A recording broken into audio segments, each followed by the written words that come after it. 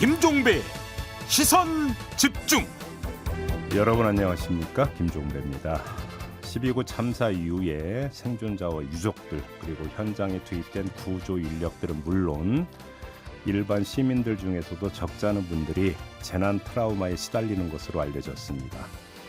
여기에다가 국가 애도 기간이 끝난 다음 날 영등포역에서 무궁화호 탈선 사고가 벌어지면서 온 국민이 다시 한번 가슴을 쓸어내리는 일도 있었는데요. 자, 시선 집중 토요일 코너 토닥토담에서는 세월호 참사와 코로나 그리고 12구 참사를 거치면서 점점 만성화되고 있는 재난 트라우마에 대해서 다각도로 짚어보겠습니다. 11월 12일 토요일 김종배의 시선 집중 광고 듣고 시작합니다.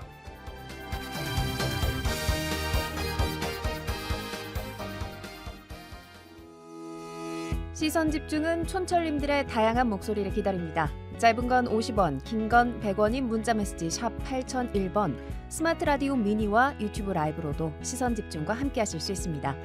믿고 듣는 진품 시사 김종배의 시선 집중. 아침을 깨우는 이슈 한 편 같이 들으실래요? 등 토닥이는 토요일의 이야기 토닥토담. 네, 토닥토담 오늘도 두 분과 함께합니다. 자, 국내 유일의 종합인문교양 개간지죠. 황해문화의 전성환 편집장 모셨고요. 어서 오세요. 네, 안녕하세요. 전성환입니다. 그리고 손희정 영화평론가 모셨습니다. 어서 오세요. 네, 안녕하세요. 손희정입니다. 네. 자, 두 분께는 이제 두 주만 인사드리는데 지난주에는 MC 장원과 이제 입을 맞추셨고요. 아주 이제 밀도 있는 그러니까 논의가 된 걸로 이제 저도 알고 있고 잘 들었습니다. 아무튼 고생 많이 하셨고요. 자, 오늘 주제 이야기를 좀 해야 될 것 같은데 오디오부터 듣고 시작하겠습니다. 서울 영등포역에서 무궁화호 열차가 선로를 벗어나서 타고 있던 승객 30여 명이 다치는 사고가 있었습니다. 다행히도 중상자는 없었고요. 승객 대부분이 걸어서 열차를 빠져나왔습니다.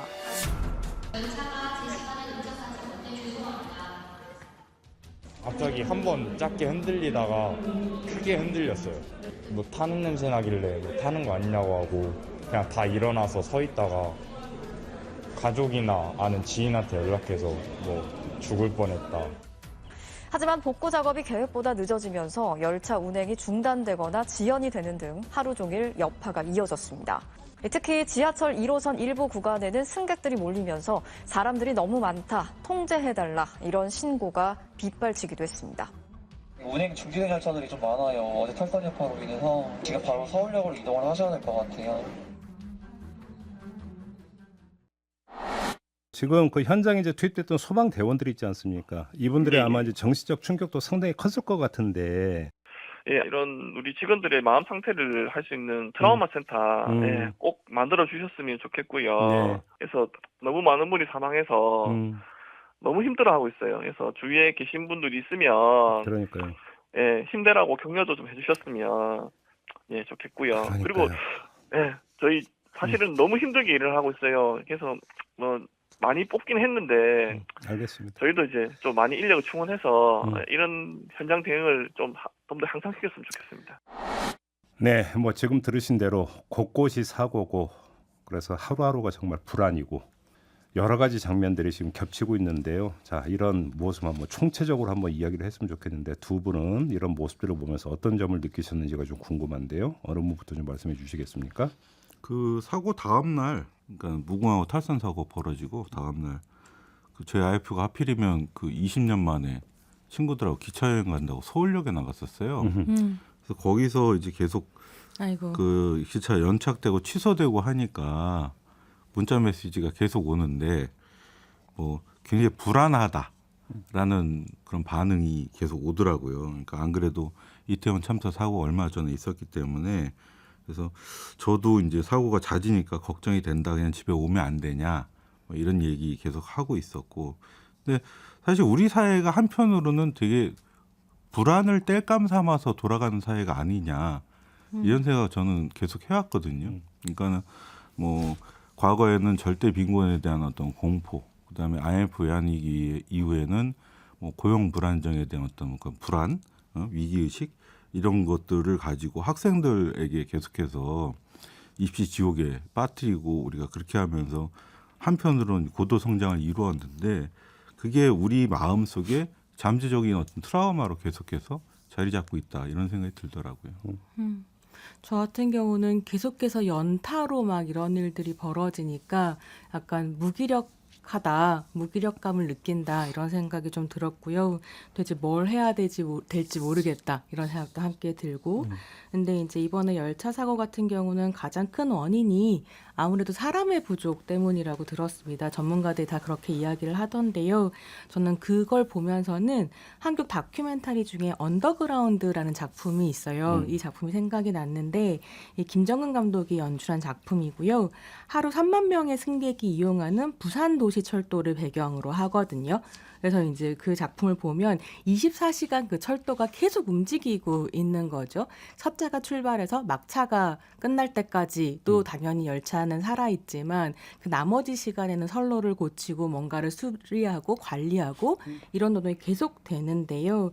그렇게 이제 정해진 스케줄에 따라서 열차가 플랫폼에 들어와서 뭐 정차하고 우리가 타고 가고 하는 게 굉장히 당연하게 느껴지지만 엄청나게 많은 사람들이 24시간 노동하고 있거든요.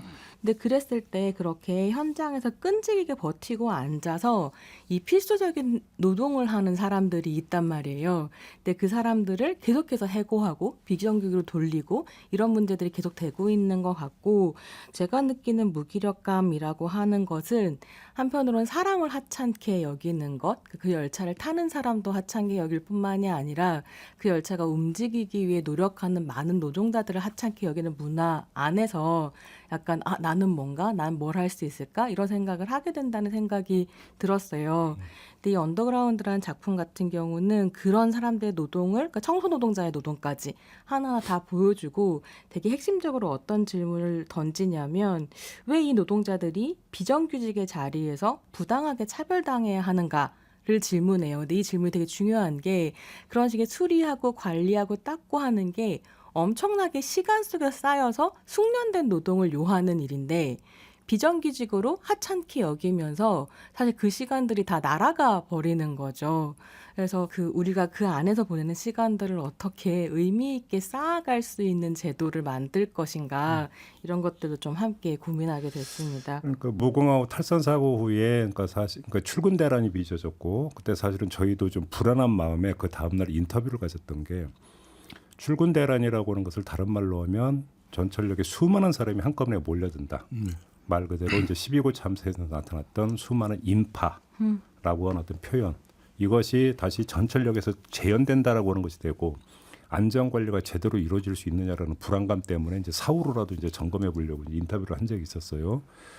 이때 예를 들어서 뭐 이제 9.16 같은 경우는 뭐 경찰이 배치되는 일이 있었다. 근데 이것이 이제 한국 시리즈 때문. 근데 이제 승객들이 많이 몰리는 이제 다른 역들이 있는데 여기는 결국은 영무원들 한두 명이 상주했던 게 전부다. 이렇게 되어버리면 결국은 이 안전불감증이라고 하는 것들이 곳곳에서 아직도 계속 나타나고 있다. 허술한 구멍은 곳곳이 지금 뚫려 있다. 뭐 이런 이야기로 연결이 될 수 있는 거 아니겠습니까? 그 수많은 참사를 겪었음에도 불구하고. 한국 정부는 무능과 무지를 드러냈다. 국민은 분노했고 아무도 책임지지 않는다는 것을 깨닫게 됐다. 이 얘기를 2014년에 한국을 방문했던 그 독일 사회학자 울리히백이 처음 이제 한번 얘기하는 걸 봤는데요. 위험사에 있었던 그 분이죠. 예. 그 울리히백이 당시에 뭐라고 이야기를 했냐면 한국 사회가 위험사회가 된 이유 중에 하나가 정부의 조직화된 무책임에 있다. 그거를 국민들이 이제 알게 되었다는 건데 이 조직화된 무책임이라는 게 결국에는 막을 수 있는 위험에 대해서 사전에 대비하거나 어떤 예측하거나 대처하는 것이 이제 잘못되어서 정말 작은 사고를 참사로 키우는 그런 것들이 이제 반복되기 때문에 그런 것인데요. 그러니까 이번에 열차 탈선 사고 있고 나서 다음 날 예를 들면 지금 말씀하신 것처럼 이제 신도림, 구로 이런 데는 상습적으로 사람들이 많이 몰리는 곳이잖아요. 말도 못하죠. 예. 신도림 같은 경우. 예, 그런 곳에서 만약에 떠밀림 사고가 일어난다든지 아니면 또 같은 이제 그와 같은 압사 사고 같은 것이 재발될 수도 있었는데 사전에 이런 거에 대해서 대비하지 못했다. 이런 것에서 오는 아마 어떤 시민들의 불안 이런 것들이 더욱 증폭되었다고 생각이 들어요. 예. 저는 사실 한편은 또 무슨 생각이 들었냐면 이태원 참사가 딱 일어나자마자 제 주변에 있는 지인이 지하철로 매일 출퇴근을 하는 지인인데 그런 얘기 하더라고요. 그러니까 지옥철을 타고 출퇴근하는 것이 너무 당연한 일상을 살아왔고 그렇게 사람이 좁은 공간에 몰린다는 것이 일상이었기 때문에 이태원에서도 그렇게 사람들이 몰렸을 때 이런 식의 참사가 날 거라는 상상을 못했다는 거죠. 네. 그래서 그거 자체가 한국의 어떤 문화 안에서 등장한 사고이기도 한데 더불어서 그리고 난 다음 이제 다시 또 그 다음 날도 이제 지옥철을 타고 출근을 해야 될 때 갑자기 너무 낯설어 보이고 숨이 막히고 어떻게 할 수가 없었다고 하더라고요. 그러니까 이런 것들을 어떻게 하나하나 바로 잡아갈 수 있을 것인가 약간 그림이 안 보인다는 생각이 들기도 했습니다. 그러니까요. 지금부터는 좀 초점을 좀 트라우마에 맞춰서 좀 이야기를 했으면 좋겠는데, 그러니까 이 이제 참사 이후에 이런 얘기를 하는 분들이 많이 계시더라고요. 사람들이 몰리는 곳에 가는 게 이제 무섭다. 뭐 이런 감정을 어떤 토로하는 분들이 좀 많이 있던데 어떻게 뭐 두 분 주변에서도 이렇게 말씀하신 분들이 꽤 있으신가요? 어떤가요? 그 왜 위험의 징조를 미리 예견하는 그 사람들, 그러니까 뭐 문학인이나 예술가들을 탄광의 카나리아라고 부르잖아요. 근데 뭐 저는 잡지를 만들다 보니까 주변에 그런 분들이 꽤 많아서 그런지 모르겠는데 간혹 가다가 그런 걸 좀 토로하시는 분들이 있어요. 왜 그 이태원 참사 때 유일하게 그 현장에서 컨트롤 타워 역할을 하시던 그 용산 소방서장 이 마이크 잡고 손을 덜덜덜덜 떨더라고요. 참 자기가 글을 하나 쓰려고 하는데 그 참사와 관련해서 글이 안 나고 이 손이 덜덜 떨리더라. 또는 뭐 이와 관련한 어떤 사진이나 뉴스 접했을 때 굉장히 울컥하게 되고 그래서 그 일상생활에 조금 지장을 받고 있다. 이런 거를 이야기하시는 분들이 꽤 많아요. 그러니까 저 같은 경우에는 2014년, 2015년 이 즈음에 지하철에서 공항을 여러 차례 이제 경험하면서 지하철을 못 탔었거든요. 본인 직접. 네, 그래서 이제 지하철을 탈 수 있게 된 지 얼마 안 됐는데요. 그 시기가 세월호 참사 지나고 메르스가 창궐하고 그 이후에 이제 강남역 여성살인 사건 일어나고 요런 이제 참사의 시간이었었던 부분도 있었던 것 같아요. 개인적인 뭐 이런저런 일들도 있었지만 근데 그거를 제 스스로 해소하는 방식은 끊임없이 이제 책임을 묻고 국가에게 목소리를 내고 그래도 움직이면서 좀 극복해온 것 같다라는 생각은 좀 들었고요. 근데 이런 식의 이제 사건들이 일어날 때 개인이 참 사실 트라우마를 겪는다기보다는 공동체가, 사회가, 국가가 집단적인 트라우마에 사로잡히게 된다라고 하는 거 우리가 고민할 수밖에 없겠고 그럼 이걸 어떻게 집단적으로 해결할 것인가가 이제 우리에게 과제로 남아 있겠죠. 근데 이제 그 트라우마라고 하는 것들이 어떤 엄청난 정신적 충격을 줬던 어떤 특정 사건의 기억 그것들이 계속 유지가 되고 있는데 문제는 그 기억이라고 하는 것이 이 사건이 이런 기승전결 구조를 가지고 이렇게 전개됐다라는 이런 그러니까 전문적으로 서사 기억이 아니라 그 순간에 느꼈던 그 감정의 상태가 그대로 어떤 잠재되어 있다가 비슷한 사건을 겪으면 그때 느꼈던 그 어떤 그 강렬한 물론 이 강렬하다는 게 안 좋은 의미에서의 강렬함이겠지만 그 강렬한 감정 상태가 다시 발동되면서 다시 휩싸이는 것들을 어떤지 이야기하는 거잖아요.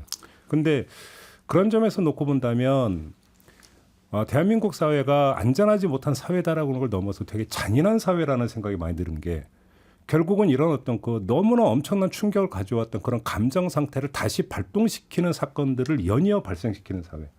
이건 잔인한 사회 아닙니까? 네, 제가 책을 하나 소개를 하려고 하는데요. 그 일본의 정신병리학자 중에 노다 마사키라는 분이 있어요. 굉장히 유명한 분인데 이분이 우리나라에도 이제 이 책은 있는데 떠나보내는 길에서라는 책을 펴냈습니다. 이 책은 이제 세계 항공사상 최악의 참사 중 하나로 손꼽힌 사건이 1985년에 일본 항공 잘에서 이제 잘 123편 추락 사고가 있었어요. 이때 520명이 사망을 하고 단 4명이 이제 생존을 했는데. 그리고 뭐 수학여행 중에서 뭐 혹은 일본 지진 같은 것들이 재난 참사가 많이 벌어지는 곳이라 그래서 이때 이 대형 참사를 경험한 유가족들을 일일이 심리 치료를 하면서 이것을 어떻게 해야 우리가 아픔을 극복하고 트라우마를 치유할 수 있는가 이런 걸 책으로 다뤘는데 여기서 몇 가지 이제 우리도 생각해 볼 만한 두 가지 지점을 제가 오늘 소개를 하려고 하는데 하나는 합동위령제 문제점을 지적을 하고 있어요. 그러니까 정부가 주도하는 합동위령제 문제점에 대해서 뭐라고 이야기를 하냐면 대형 사고 이후 급하게 치러지는 대부분의 합동위령제는 상주가 없다. 단지 장내 실행 조직이 의식을 집행할 뿐이다.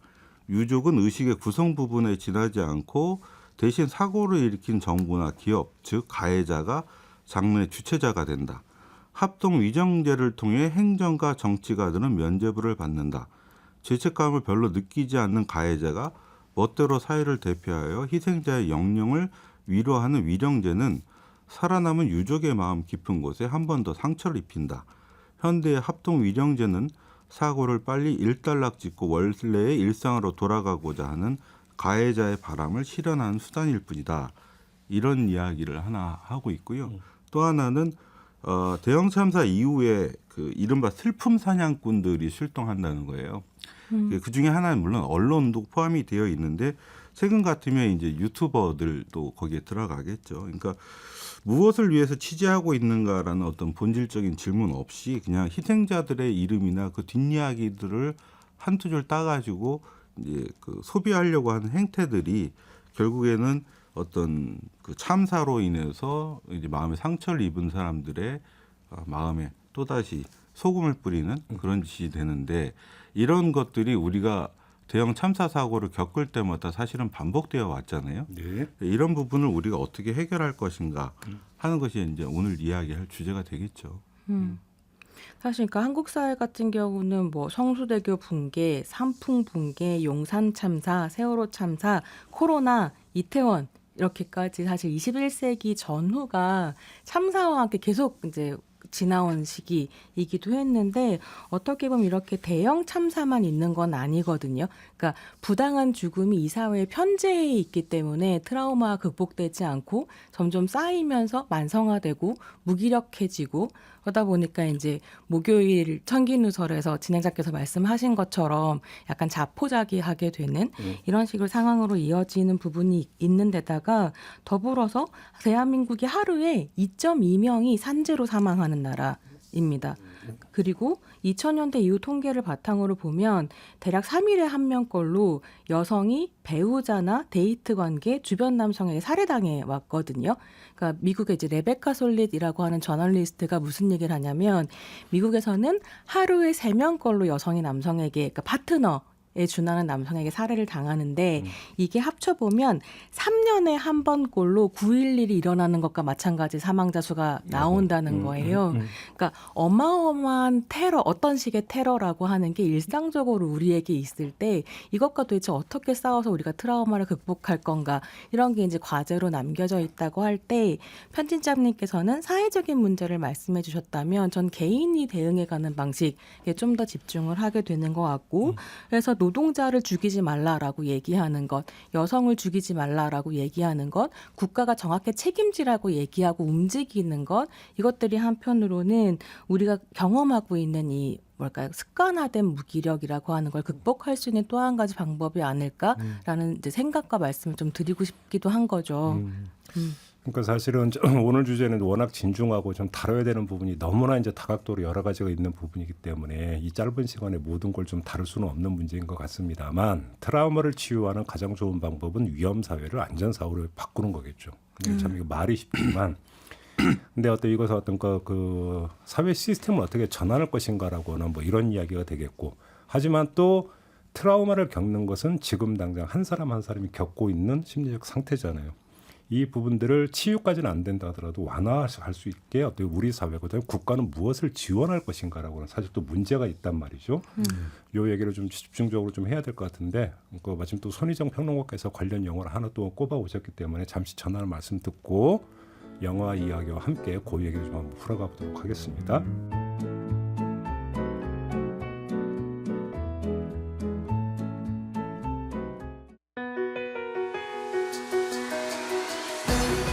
함께 가야 할 길을 묻습니다. 김종배의 시선 집중. 네, 김종배의 시선집중 토요일 코너죠. 토닥토담 두 분과 함께하고 있습니다. 손희정 영화평론가, 전성원 황해문화 편집장과 함께하고 있는데요. 자, 한번 영화 이야기로 좀 넘어갔으면 좋겠는데 손희정 평론가께서 꼽아오신 영화가 어떤 영화죠? 네, 오늘은 폴 토마스 앤더슨의 1999년 작품 매그놀리아입니다. 세기 말에 미국인을 사로잡고 있는 상실감과 불안, 그리고 그 불안을 해소할 수 없을 때 찾아오는 분노를 포착하고 있는 걸작입니다. 네, 이게 이제 그러니 3시간이 넘는. 네. 자, 근데 이 한마디로 좀 설명하기는 힘들지만 그래도 좀 그 영화에 대한 설명이 좀 필요할 것 같은데 오늘은 손희정 평론가께서 직접 좀 설명 좀 해주시길 좀 부탁드리겠습니다. 네, 이게 3시간짜리인데다가 내용이 복잡해서 등장인물이 너무 많아가지고 제작진께서 당신이 해봐라 어디 뭐 이렇게 얘기를 하셔가지고 네. 제가 준비를 좀 했습니다. 영화는 LA 산페르난도 밸리에서의 하루를 따라가는데요. 9명의 주인공이 등장해서 그들과 얽힌 8개의 이야기가 3시간의 러닝타임 안에서 펼쳐집니다. 그러니까요. 이 중심에는 애들이 뭘 알아? 라는 제목의 퀴즈쇼가 있습니다. 네. 이 퀴즈쇼의 제작자인 얼은 말기암 환자로 남은 시간이 별로 없는 상태인데요. 간병인 필에게 오래전에 헤어진 아들 잭을 만나게 해달라고 부탁합니다. 근데 잭은 어떤 사람이냐면 톰 크루즈가 연기를 하는데 여성 공약법 강사로 유혹하여 파멸시켜라 라는 슬로건을 걸고 이런저런 컨텐츠를 파는 남성 우월주의자입니다. 그 반면에 얼의 돈을 보고 결혼한 젊은 여성인 린다는 남편이 죽어가는 모습을 보고서야 자신이 그를 진정으로 사랑했다는 걸 깨닫고 크게 괴로워하고 있습니다. 한편 애들이 뭘 알아를 30년 동안 진행을 했었던 원로 방송인 지미 역시 암 판정을 받는데요. 그 역시 시간이 얼마 남지 않았다는 걸 깨닫고 서로 말을 하지 않은 지 오래된 딸 클라우디아의 집으로 찾아와 화해를 시도합니다. 하지만 아버지에게 당한 성폭력으로 큰 상처를 입은 클라우디아는 아버지와 이야기하려 하지 않고요. 집에서 한바탕 소동이 벌어지게 되는 거죠. 그래서 고성이 막 나게 되고 이 때문에 이웃에서 경찰에 신고를 하게 되고요. 이때 출동한 경찰 짐은 클라우디아에게 첫눈에 반합니다.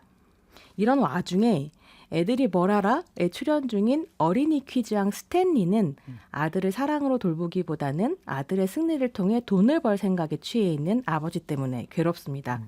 그리고 30년 전 애들이 뭘 알아?의 최연소 승리자로 큰 유명세를 치렀던 도니는 퀴즈쇼로 번 돈을 부모에게 다 뺏기고 지금은 볼품없는 실업자로 살고 있습니다. 이 9명의 사람들이 아침부터 밤까지 서로 마주치기도 하고 헤어지기도 하면서 드디어 자정이 다가오고요. 생각하지도 못했던 일이 빵 하고 터집니다. 거기서 생각하지도 못했던 일이라는 게 개구리비가 내리는. 네, 그렇습니다.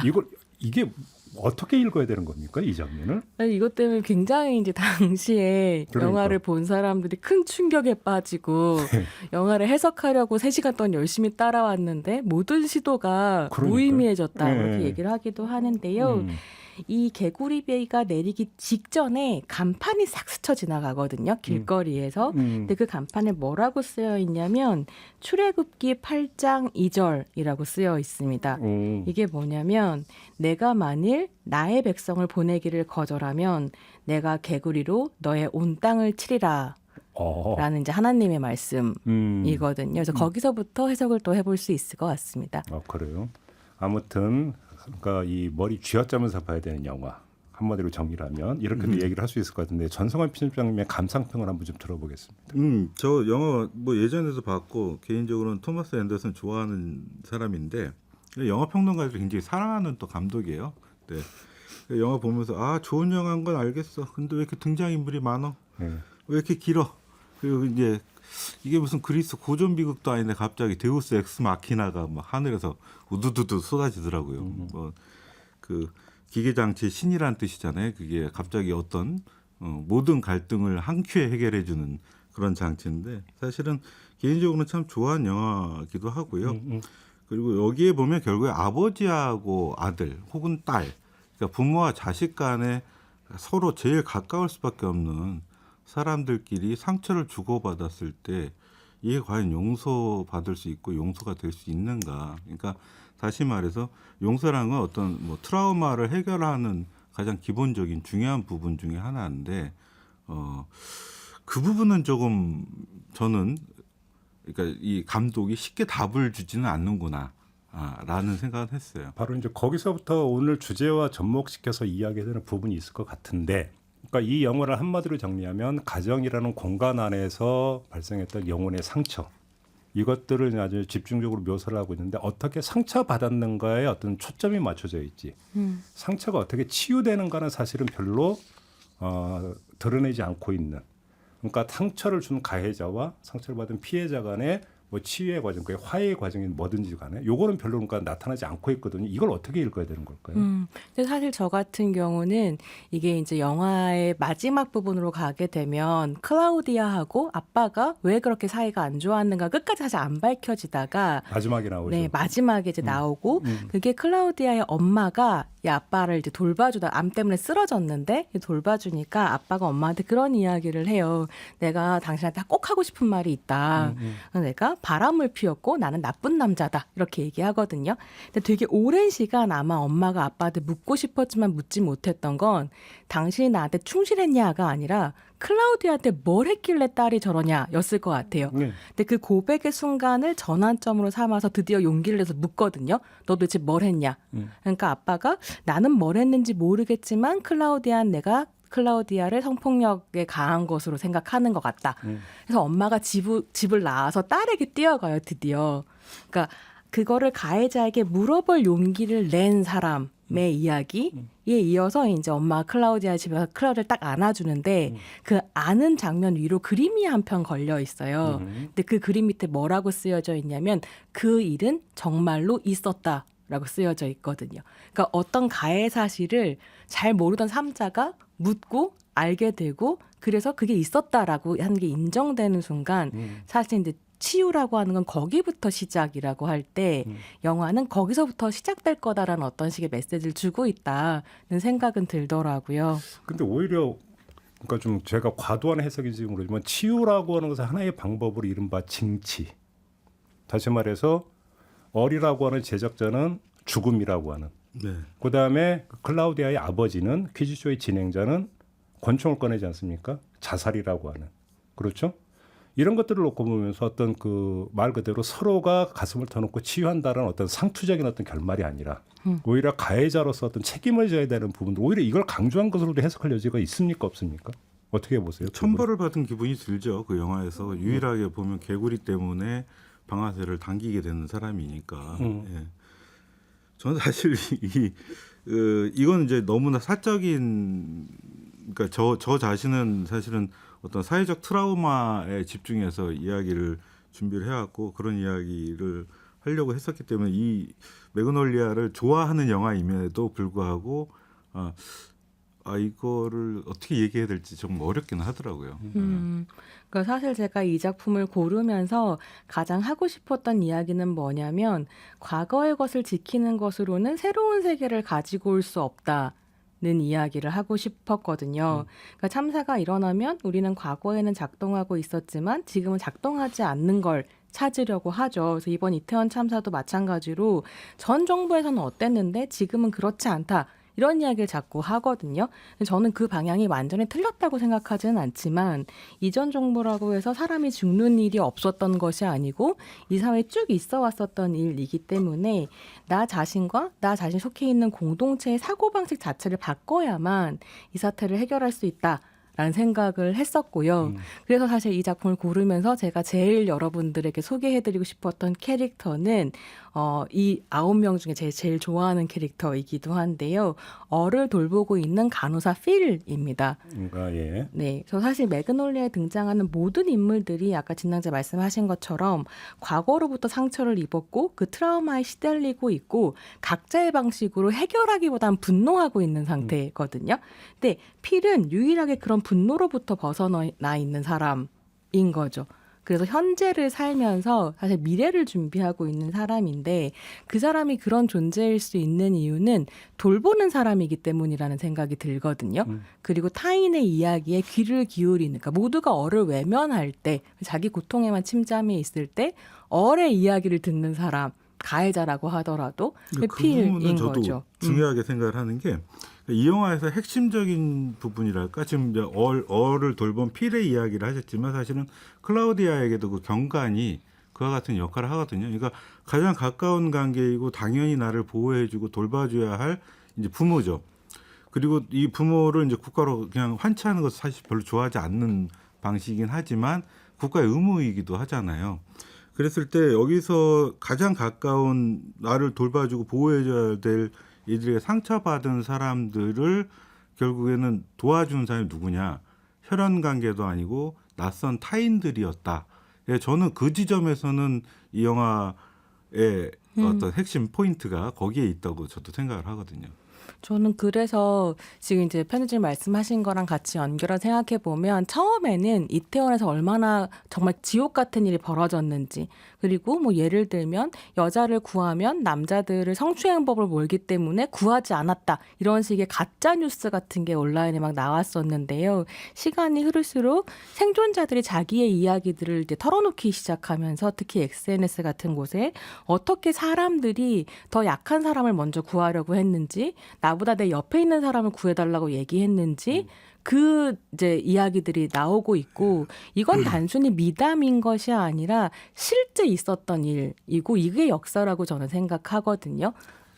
그 이야기들 더 많이 우리가 발굴해야 된다라는 생각이 들기도 하는 거죠.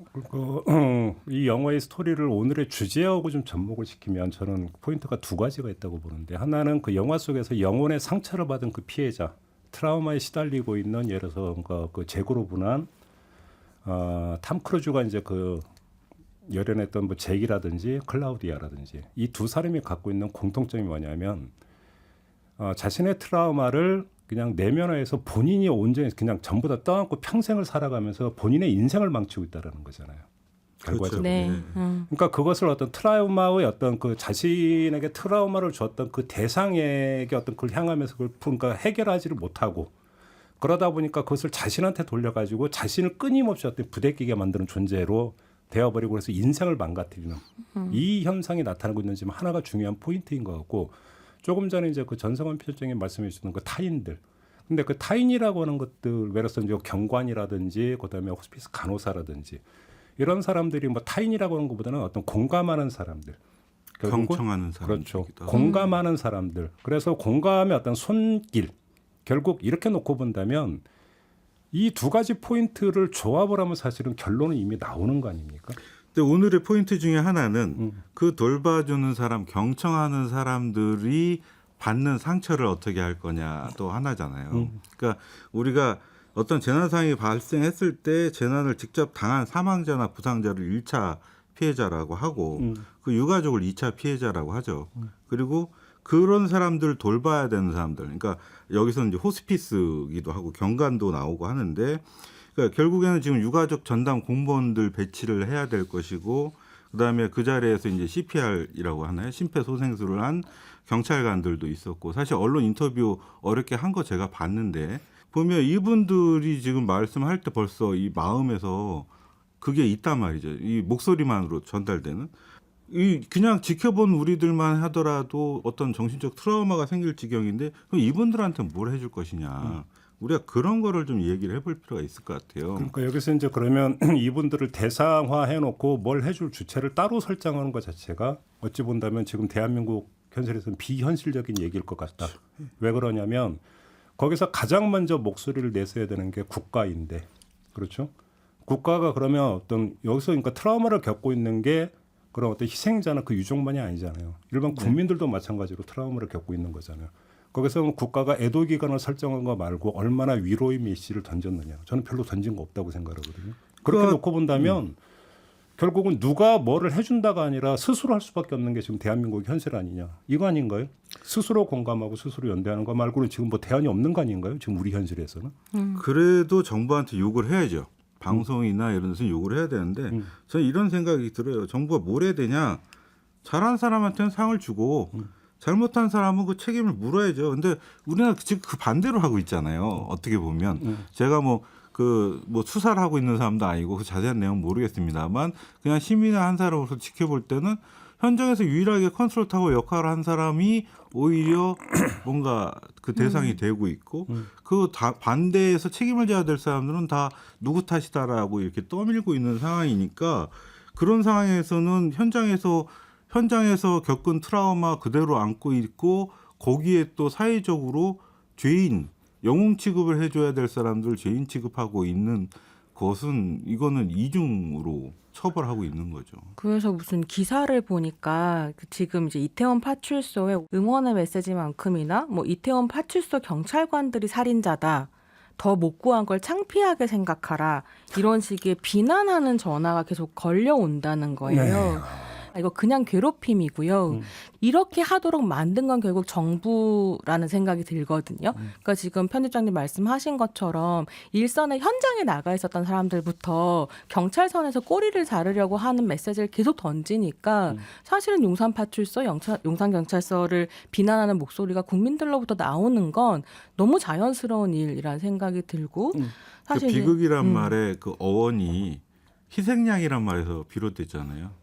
트래게디란 말 자체가 희생양이 필요한 것이고요. 희생양이 필요한 거고 또 그런 비판, 그러니까 그런 어떤 그거 저는 굉장히 조롱이고 비아냥이라고 생각을 해요, 사실은.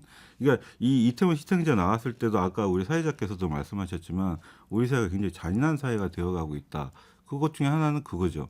놀러 갔다가 수학여행 갔다가 이 참사를 말할 때 그런 식으로 이야기들 한단 말이에요. 그러면 우리가 일하다가 죽은 사람한테는 그럼 사람 대접을 제대로 해주는 사회고 국가 민족을 위해서 희생한 사람은 그러면 우리가 제대로 해주는 사회냐 이렇게 반문해 보지 않을 수가 없는 거죠. 그래서 저는 그 2021년 그러니까 작년이에요. 멀지도 않아요. 그 2000 한익스프레스 참사 사건 때 유가족 전담 공무원 하셨던 분이 53일 동안 유가족을 이제 맡아서 이 상담해주고 했는데 그 뒤에 자기가 심각한 우울증에 걸렸어요.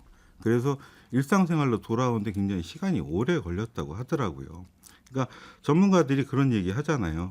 이런 사람들 당연히 심적 타격을 받기 때문에 이분들에 대한 어떤 트라우마를 치유해 줄 수 있는 그런 정부의 노력이 필요하다라고 이야기하고 있고 실제로 우리 사회가 이제는 좀 그런 것도 이야기해야 될 때가 오지 않았냐. 그러니까 이제 전문가들이 그런 얘기를 많이 해요. 이제 트라우마를 어떻게 해소할 거냐. 이 이야기라면은 트라우마를 어떤 그 가족에 만들었던 그것을 직시해야만 된다. 결국은.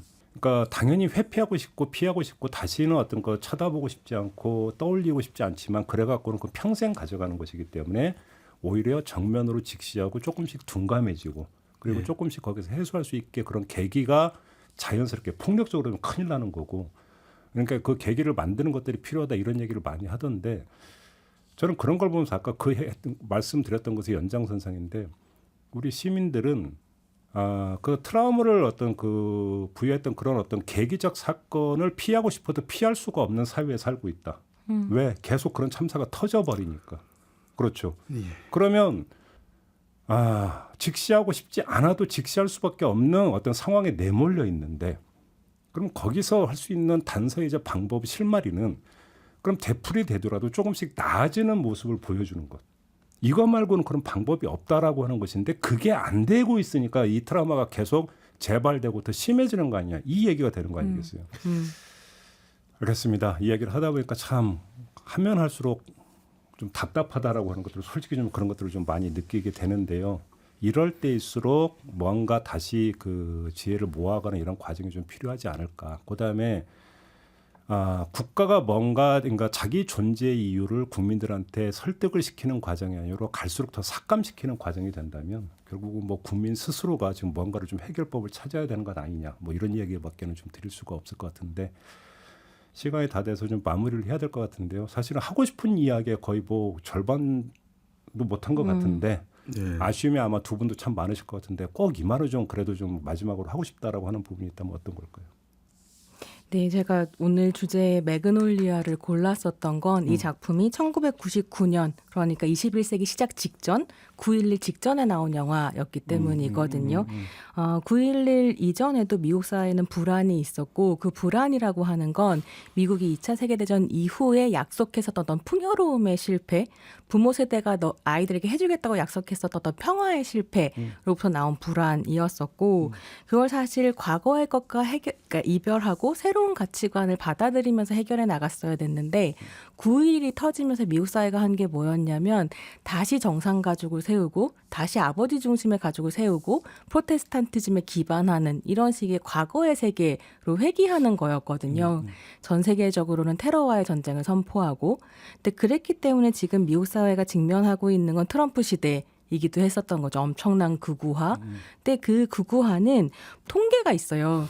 미국은 진짜 그렇거든요. 공화당이 집권하면 더 많은 살인 사건이 일어나고 자살도 이어지고요. 그래서 사실 이랬을 때는 사람의 생명을 돈보다 가볍게 여기는 사회일수록 사람이 많이 죽는다라는 결론으로 가더라고요. 한 전문가의 책을 보니까. 그래서 사람의 가치를 어떻게 다시 되살릴 것인가가 우리가 나아가야 할 방향이고, 그건 과거의 가치로는 안 된다라는 말씀을 좀 드리고 싶어서 이 작품을 가지고 와봤었습니다. 알겠습니다. 그 지하경도에 갇혔다가 구조된 광부들이 있잖아요.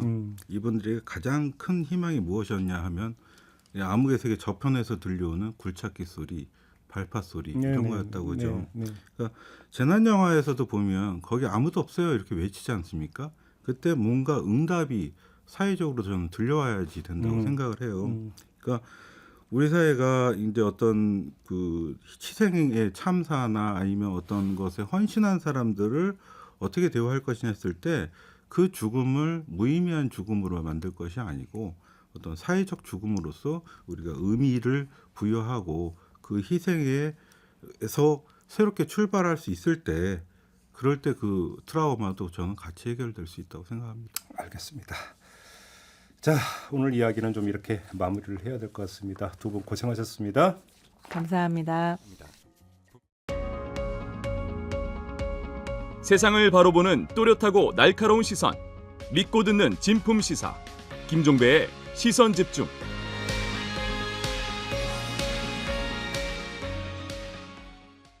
네, 김종배의 시선 집중 토요일 코너 토닥토담, 오늘 준비한 이야기는 여기까지입니다. 자, 모두 마무리하고 저 물러가고요. 다음 주 월요일 아침에 다시 인사드리겠습니다. 고맙습니다.